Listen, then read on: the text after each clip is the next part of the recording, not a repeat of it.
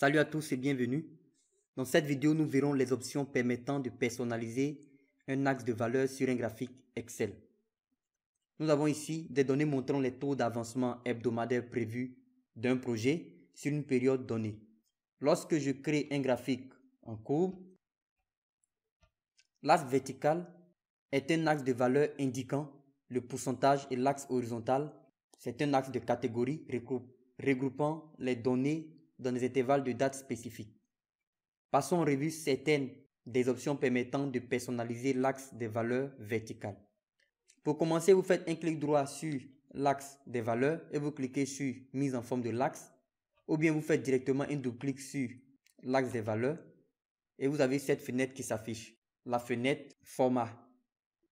Et vous partez dans options d'axe. Les paramètres sont regroupés en 4 zones. Vous avez options d'axe, graduation, étiquette et nombre.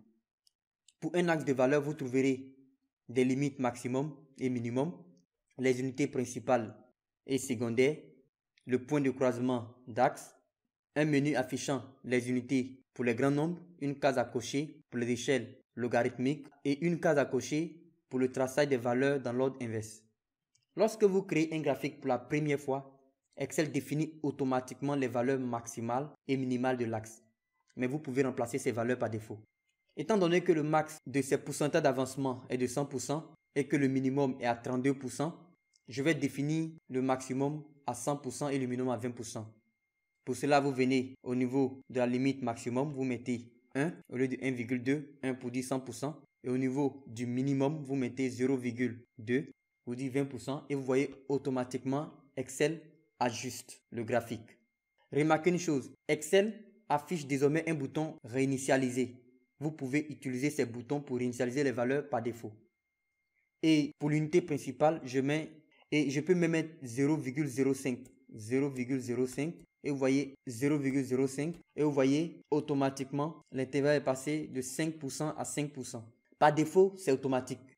Si je coche valeur de l'axe, vous remarquerez qu'il n'y a rien. Si je coche valeur maximale de l'axe, vous remarquez que l'axe est passé en haut et c'est la valeur maximale 100% qui coupe l'axe des catégories.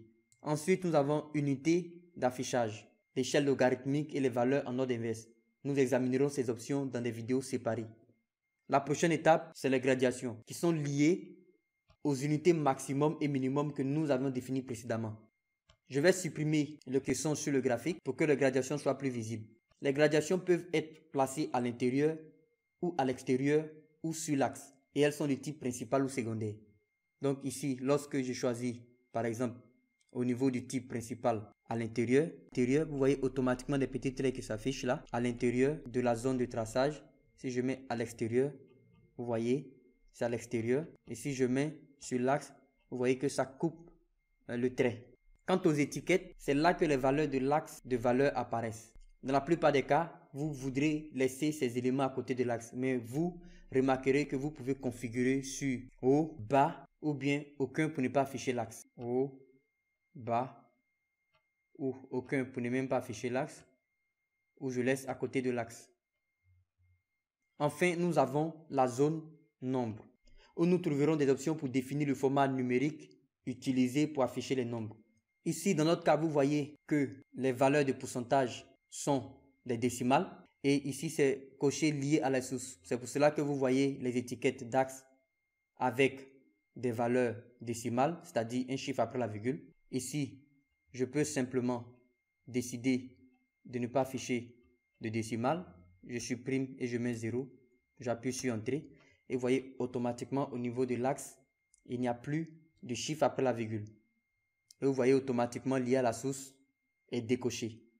Et si je coche, vous voyez automatiquement nous revenons avec des décimaux.